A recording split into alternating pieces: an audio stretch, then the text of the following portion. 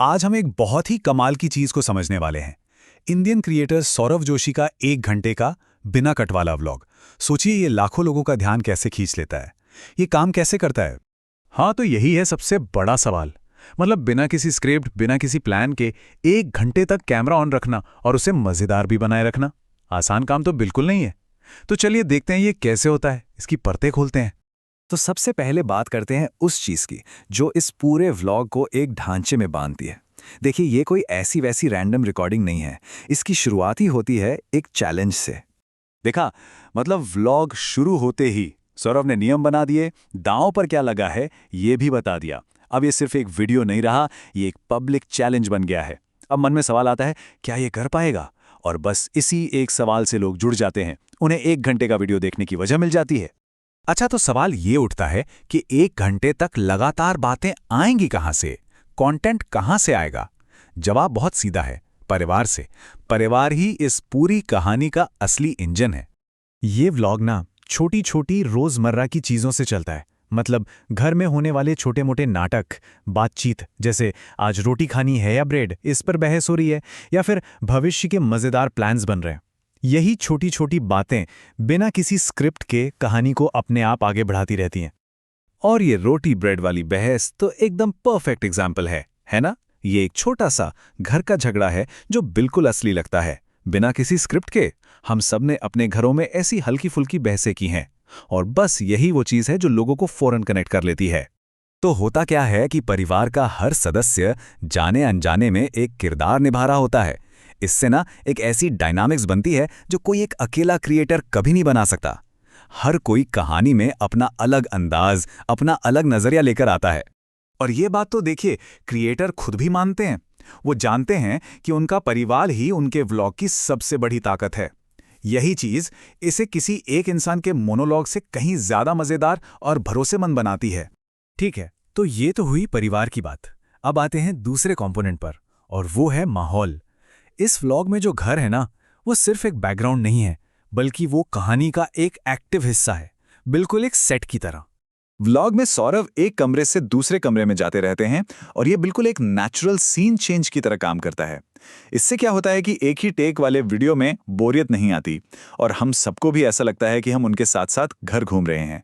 यहाँ पे ना गेमिंग रूम और स्टूडियो जैसी जगहें दो काम कर रही हैं। एक तरफ तो वो घर का हिस्सा है, और दूसरी तरफ वो कंटेंट बनाने का एक स्टेज भी है। इससे वो पर्सनल और पब्लिक के बीच की लाइन थोड़ी धुंधली हो जाती है। घर खुद ही एक कंटेंट बनाने वाली मशीन बन जाता है।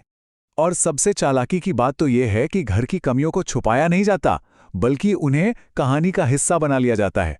जैसे वो स्टूडियो जिसकी सनरूफ काम नहीं कर रही, वो भी एक छोटी सी कहानी बन जाती है। इससे हमें भी लगता है कि हम घर के बनने की इस पूरी जर्नी का हिस्सा हैं।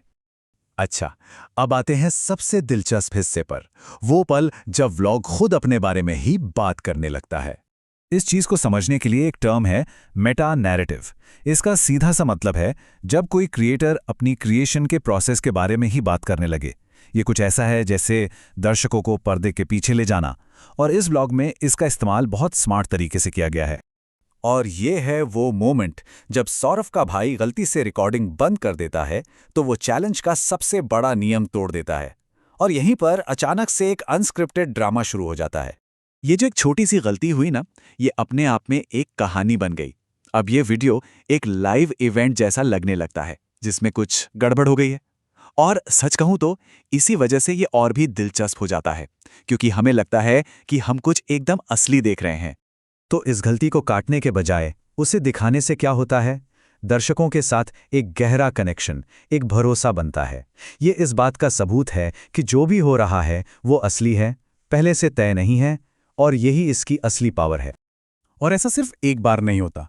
पूरे व्लॉग में ऐसे कई पल हैं जहां सौरव सीधे सीधे व्लॉगिंग के बारे में ही बात करते हैं। चैलेंजेस के बारे में, क्या दिखाना है उसके बारे में, और आगे क्या वीडियो आएंगे उसके बारे में भी। ऐसा करके ना वो दर्शकों को सिर्फ व्यूअर नहीं रखते, बल्कि इस पूरे प्रोसेस का हिस्सा बना लेते हैं। तो जब हम इन सारे हिस्सों को एक साथ जोड़कर देखते हैं ना, तो इस व्लॉग की कामयाबी का एक बहुत ही साफ फॉर्मूला नजर आता है। यहाँ सब कुछ एकदम साफ है। देखिए, कामयाबी किसी स्क्रिप्ट से नहीं आ रही, बल्कि इन 4 चीजों के एक पावरफुल कॉम्बिनेशन से आ रही है। चैलेंज जो एक स्ट्रक्चर देता है, परिवार जो ड्रामा और ह्यूमर लाता है, घर जो विजुअल्स को फ्रेश रखता है, और मेटाटॉक जो दर्शकों से एक करीबी रिश्ता बनाता है। यही मिलकर ऐसा कंटेंट बनाते हैं जिसे घंटों तक देखा जा सकता है।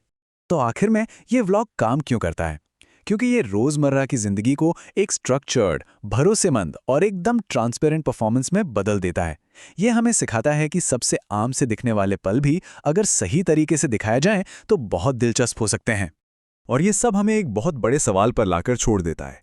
इस तरह के कंटेंट में जहां जिंदगी का हर पल कैमरे में कैद हो रहा है, वहां परफॉर्मेंस कहां खत्म होती है और असलियत कहां से शुरू होती है, ये सोचने वाली बात है ना?